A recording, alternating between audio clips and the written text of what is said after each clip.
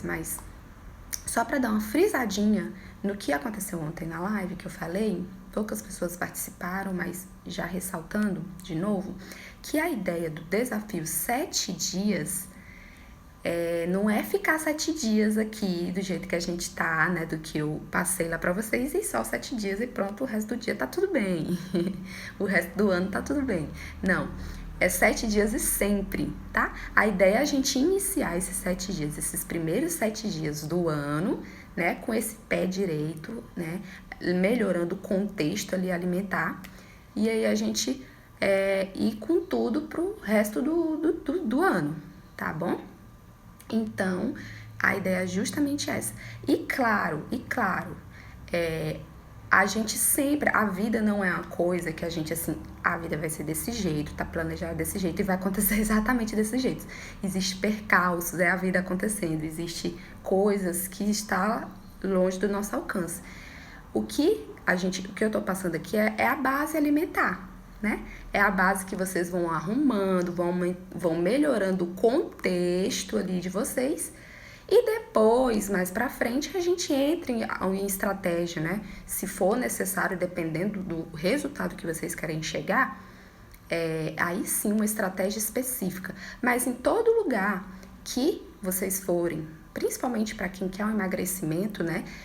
Sempre, principalmente as pessoas que passam comigo, eu vou arrumar a base alimentar ali. Não tem como a pessoa que quer emagrecer vir até a mim e eu falar, tá bom, o intestino tá uma merda, né?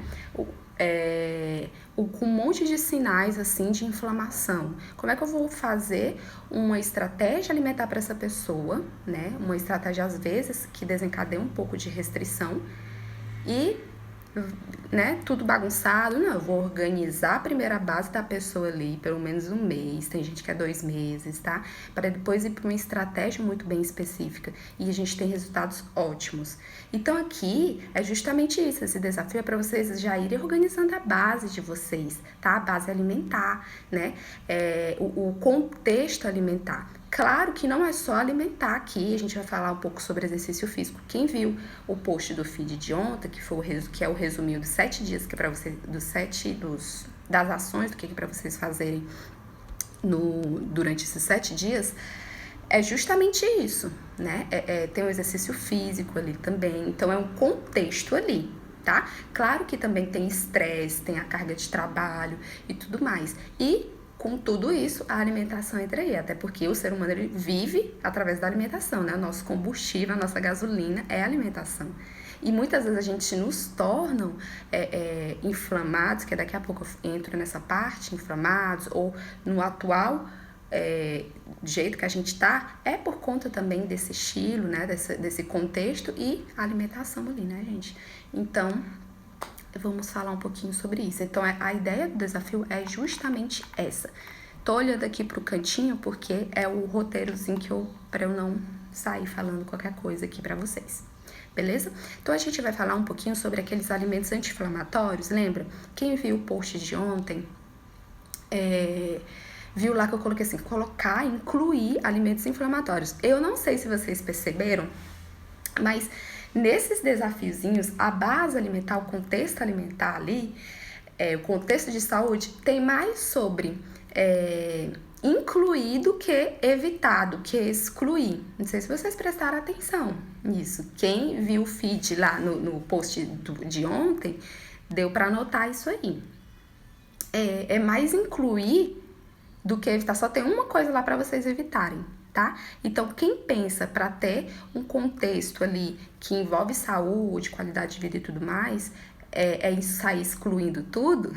Não, a gente vai mais incluir, aos poucos você vai ver. Quando você estiver incluindo, você vai falar assim, não faz sentido eu ter mais esse ultraprocessado aqui na minha rotina alimentar, um exemplo, tá bom? Não faz sentido eu estar com a minha alimentação toda organizada e ser sedentária, um exemplo. E assim, as coisas vão surgindo gradativamente, as coisas vão surgindo como um hábito, né? Como fazendo sentido para vocês. Essa ação, essa questão da anti-inflamação, né? É justamente o seguinte. Nós, seres humanos, a gente tende a ser pessoas inflamadas, tá? O que é essa inflamação? Inflamação é uma dor de garganta? Também, né, gente? Mas a gente, às vezes, tem alguns sinais e sintomas no nosso organismo que a gente acha que tá tudo bem, é tudo normal, é assim mesmo a vida. E não, é um fator de inflamação, tá? Por exemplo, quando eu dou aquelas rinites de estações, tem gente aí que dá pelo menos, num ano, dá pelo menos 4 tipos de rinite aí, é alergia, tá? Eu já fui muito assim também. É uma inflamação, tá? É um organismo inflamado, tá? Renite, ite é inflamação, tudo que termina com ite é inflamação, tá? Mas não só isso. Por exemplo, acne na pele é uma inflamação, é um sinal de inflamação, tá? Tá meio escuro que eu tô vendo aqui. É um sinal de inflamação. Pessoas que têm alergias, né, muitas alergias de pele ou alergia de alguma outra coisa, é um fator de inflamação, tá? E não somente isso, tem algumas inflamações mais sérias que precisam também até mesmo de medicações, como por exemplo, artrite, artrose, tá? É muito comum também, essas pessoas elas são inflamadas também. E outra coisa, gente, só da gente ter uma grande quantidade de gorduras, né, de células adiposas estocadas sem uso no nosso organismo, é um fator de inflamação, tá? É um fator de inflamação. Ou seja, a gente já tá ali no processo de sobrepeso, indo para a obesidade, até mesmo já na obesidade, a gente, querendo ou não, é um organismo inflamado. E o que é esse organismo inflamado? Que por dentro, o que está acontecendo?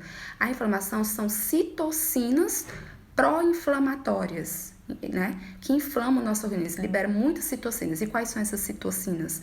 Né? São a interleucina 6, TNF-alfa e outras, tá bom? E isso é detectado, inclusive, às vezes nem precisa fazer exame, eu já sei ali pela prática que é uma pessoa que eu preciso ali trabalhar com elas ações anti-inflamatórias, mas pelo exame PCR dá um pouquinho aumentado, a parte ali dos eosinófilos, aquela parte ali do hemograma, onde fala das células brancas, tudo ali a gente já dá pra ver, né, o profissional.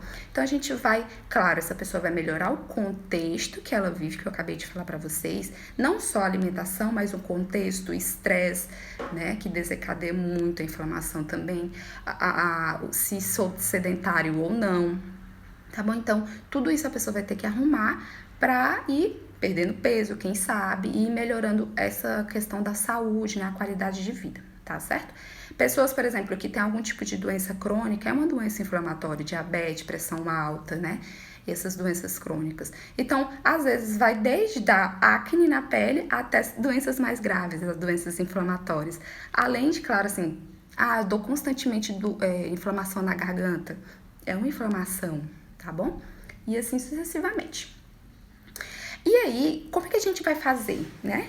O que a gente pode já começar a incluir aí, né, nessa mudança? Eu quero diminuir esses fatores inflamatórios. O que eu faço? Incluir alimentos anti-inflamatórios, alimentos que têm uma ação anti-inflamatória, uma ação antioxidante interessante. São alimentos muito fáceis, gente, de a gente encontrar, tá?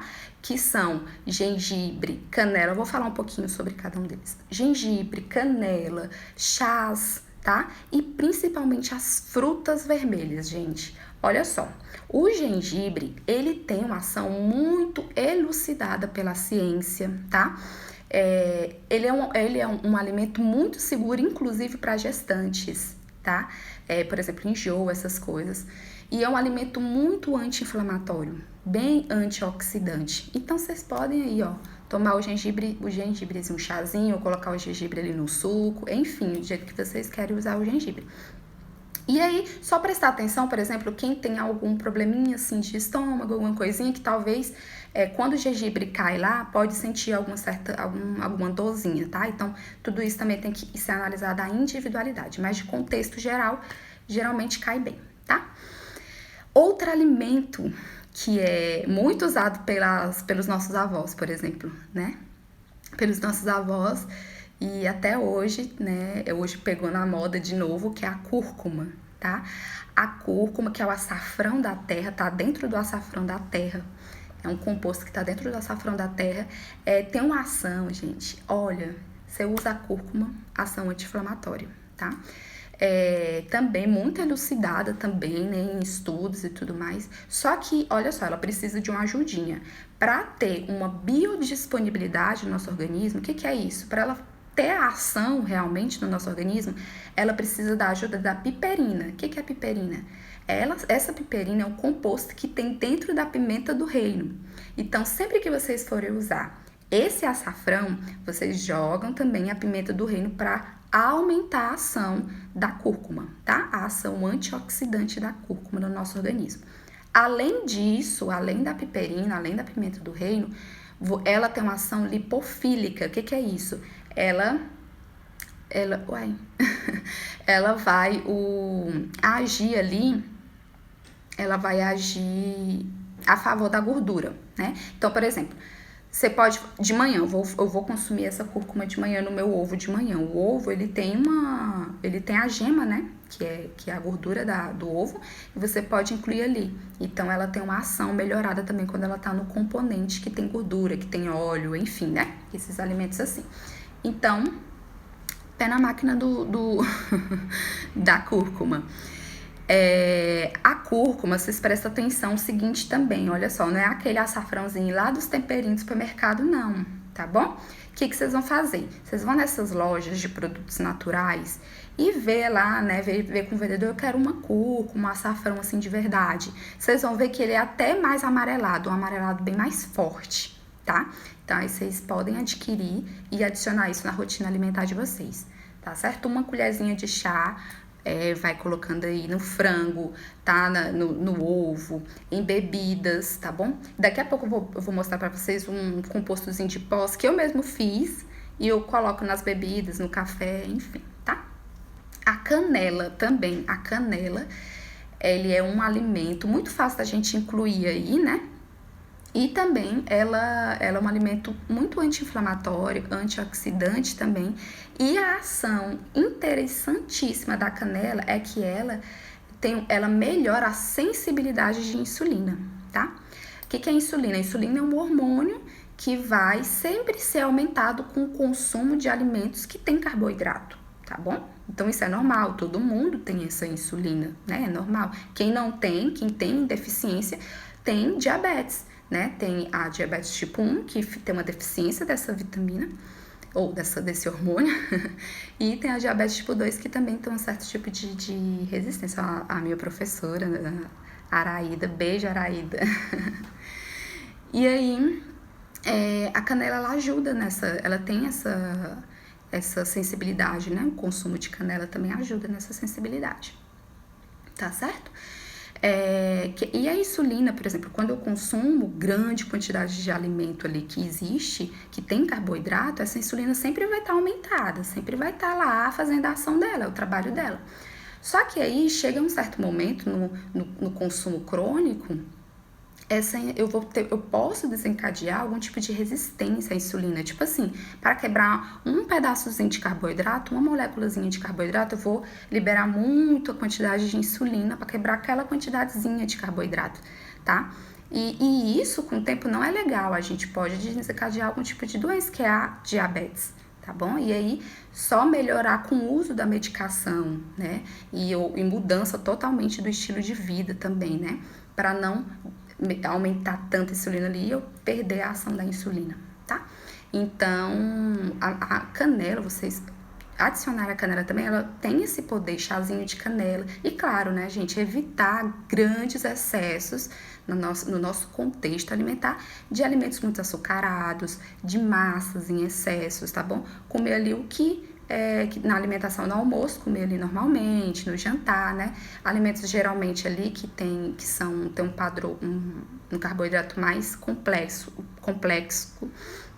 que são carboidratos são mais integrais, né? Diminuir essa questão de farináceos, farinhas de trigo, né? Em excesso, sempre tem um pão de manhã ali, aí no almoço também tem uma farinha de trigo ali que foi empanado com alguma coisa ali, aí no lanche mais algum alimento que tem o chazinho o chá não, que eu li aqui, algum pãozinho aqui, um salgado ali que que tem muito também, né, muita massa, e aí à noite também uma grande quantidade ali de pão, enfim, não que o pão seja ruim, né, mas enfim, de muita massa, tá bom? Então, ter um equilíbrio aí pra gente seguir nesse desafiozinho, tá?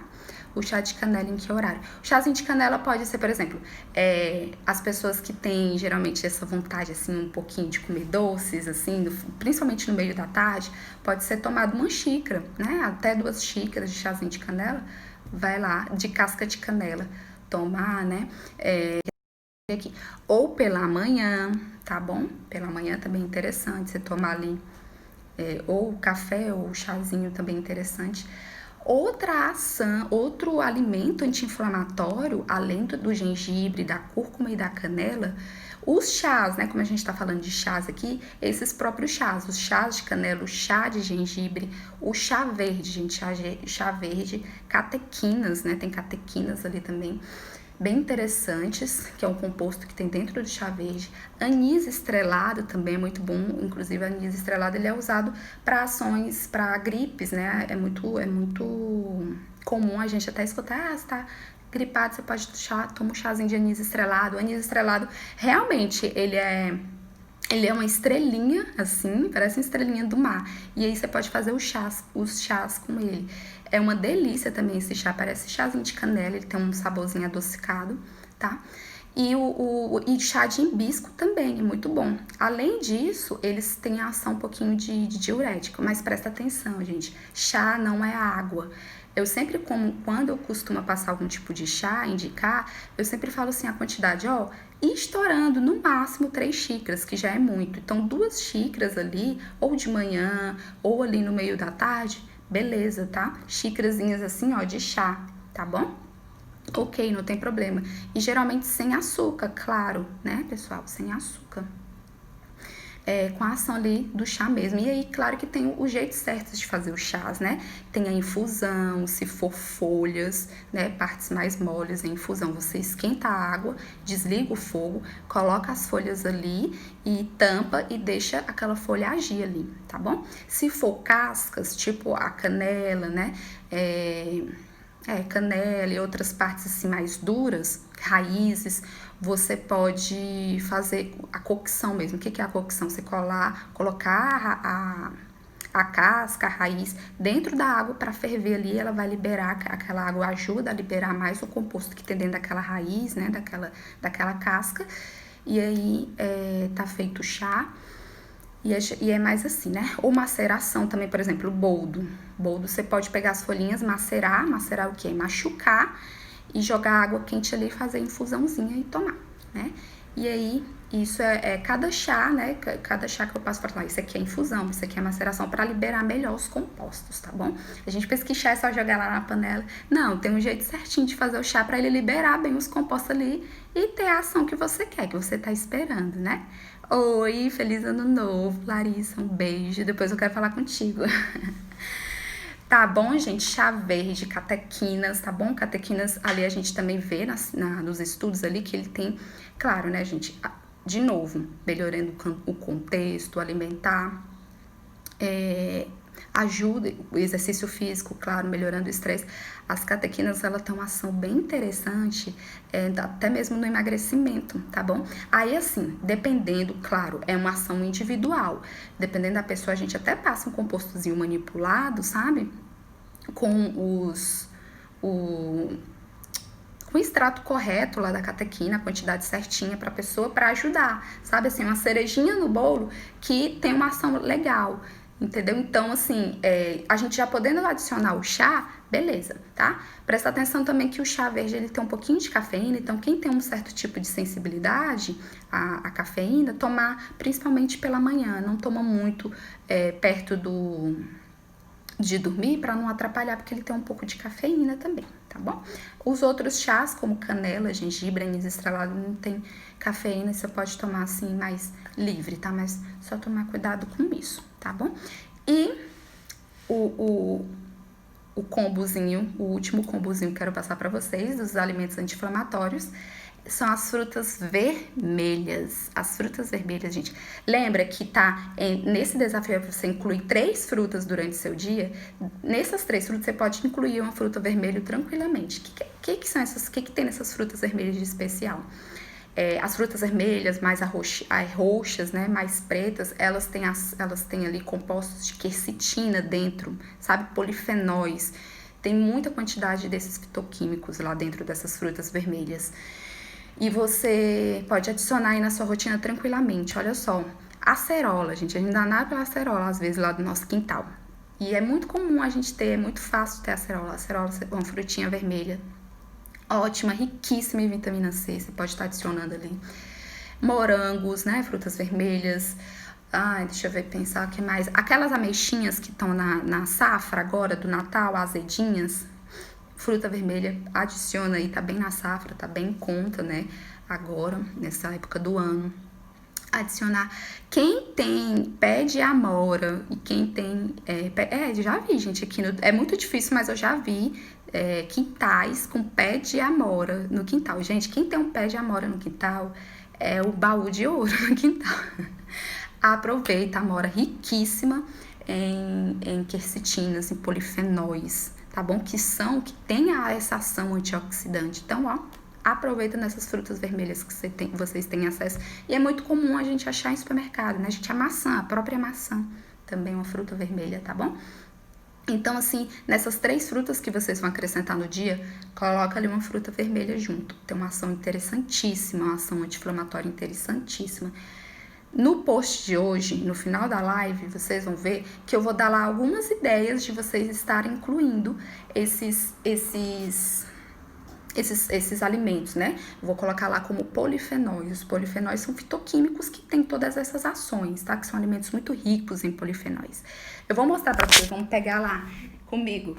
Eu vou pegar pra vocês aqui um pozinho que eu tenho, que eu fiz pra vocês...